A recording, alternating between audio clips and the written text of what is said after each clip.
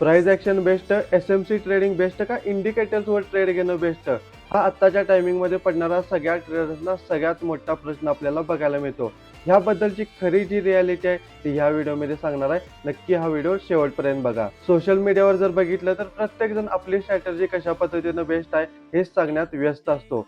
कोणी म्हणत असतं प्राइस ॲक्शन ट्रेडिंग बेस्ट आहे, कोणी म्हणतं एस-एम-सी शिवाय प्रॉफिटच होत नाही, कोणी म्हणतं पूर्णपणे तुम्ही जे आहे ते इंडिकेटर बेस्ड ट्रेडिंग केलं पाहिजे. खरं सांगायचं झालं यामधील कोणतीच मेथड चुकीची नाही, कारण बरेच ट्रेडर्स चांगल्या पद्धतीने या मेथड्स वापरून चांगले प्रॉफिट करत आहेत.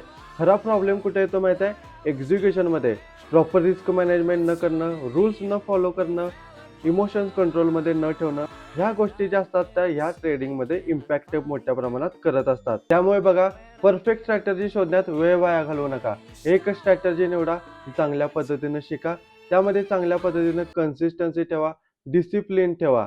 कारण प्रॉफिट बघा स्ट्रॅटेजीमुळे होत नाही, स्ट्रॅटेजीच्या योग्य एक्झिक्युशनमुळे होतं.